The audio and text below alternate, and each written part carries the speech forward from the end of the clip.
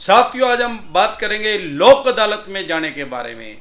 जैसे कि आपको पता है 12 नवंबर 2022 इस साल की लास्ट लोक अदालत लग रही है सारे देश में, जिसको राष्ट्रीय लोक अदालत कहते हैं, नेशनल लोक अदालत कहते हैं।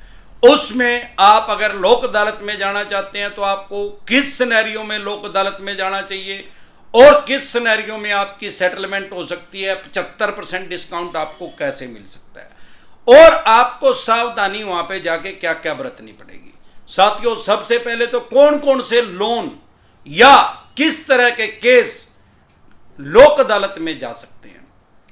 बैंकिंग से संबंधित कोई भी केस, अनसिक्योर लोन तो सारे और सिक्योर लोन भी कुछ, जैसे गाड़ी का लोन है या कोई ऐसा लोन है, प्रॉपर्टी का लोन है जिसकी मार्केट वैल्यू कम है, ऐसे लोनों को बैंक या एनबीएफसी कंपनी खुद से ही लोक अदालत में ले जाते हैं। और इसके अलावा कौन से केस लोक अदालत में जा सकते हैं भाई? चेक बाउंस का, अगर आपने किसी बैंक या एनबीएफसी कंपनी को भी नहीं दिया, किसी अदर आदमी को दिया या लिया।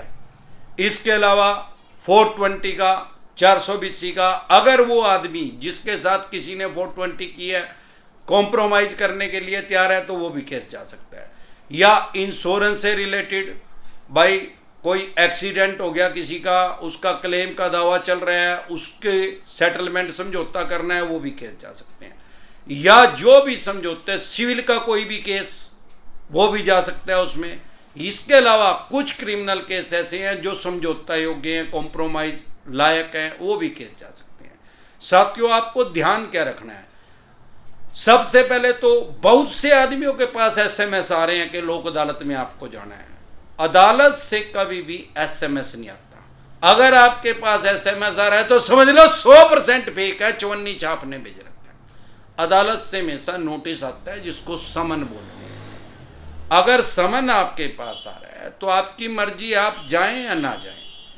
आपने समन ले लिया, आप जाएं ना जाएं, आपके घर समन आया, दुकान पे आया, आपने नहीं लिया, तब भी कोई फर्क नहीं। आप चले गए, जाके आप कॉम्प्रोमाइज करें ना करें, कोई भी आपके ऊपर दबाव नहीं डालेगा, जज साहब आपको फोर्स नहीं करेंगे करने के लिए। इसके अलावा आप एक बात हमेशा ध्यान रखें, अगर किसी बैंक एनबीएफसी कंपनी ने आपके पास कोई नोटिस नहीं भेजा लोक अदालत के द्वारा, कोई आपके पास समन नहीं आया, तो आप खुद से जा सकते हैं। बहुत से कमेंट हमारे चैनल पे आ रहे हैं जो आप हमारे साथ नए जुड़े हैं, क्योंकि हजारों आदमी हमारे साथ नए हर रोज नए जुड़ जाते हैं।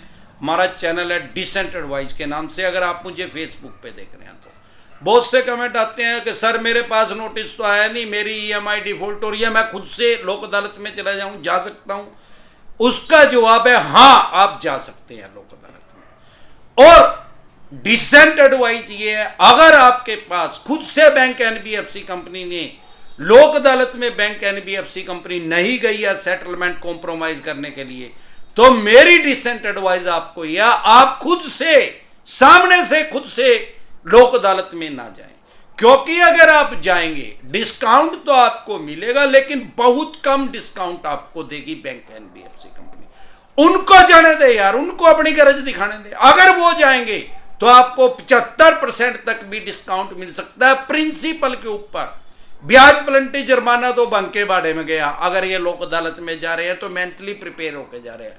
डिपेंड करता है कि आपकी नेगोशिएशन पावर कैसी है, आप बार्गेनिंग कैसे करते हैं, मतलब मोल भाव कैसे करते हैं आप, डिपेंड इस चीज पे करता है। और इस चीज पे भी डिपेंड करता है कि कितने साल हो गए हैं, कितना टाइम पीरियड हो गया है आपकी ईएमआई डिफॉल्ट हुए।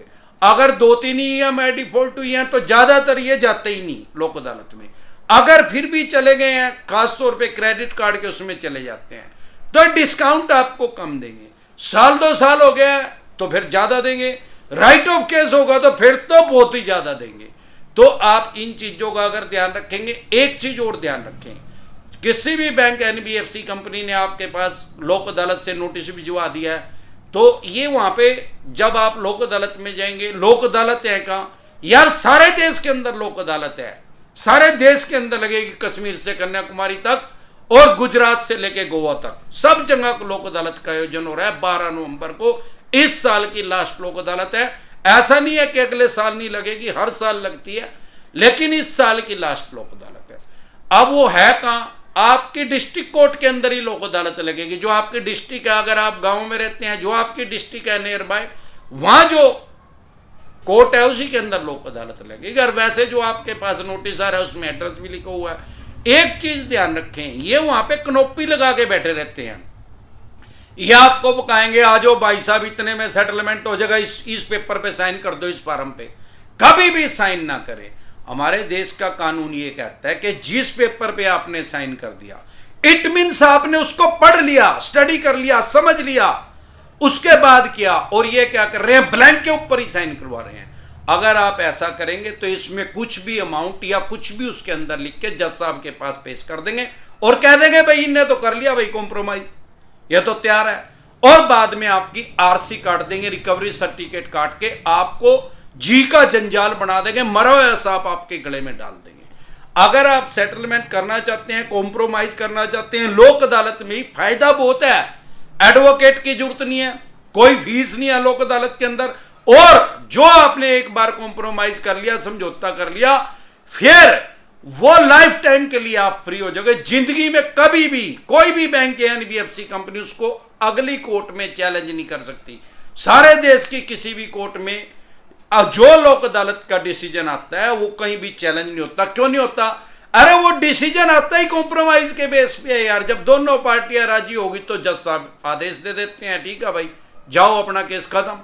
तो एक चीज और ध्यान रखें, अगर इन्होंने आपके ऊपर पहले ही 138 का चेक बाउंस का केस किया हुआ है या अन्य कोई सिविल की रिकवरी का केस किया हुआ है, तो आप कॉम्प्रोमाइज करने से पहले, लोक अदालत में सेटलमेंट करने से पहले वो बात उसके अंदर रिटर्न में लिखवा लें कि ये बैंक या एनबीएफसी कंपनी अपना वो केस उठाएगी, उसके बाद मैं सेटलमेंट के कॉम्प्रोमाइज के पैसे दूंगा।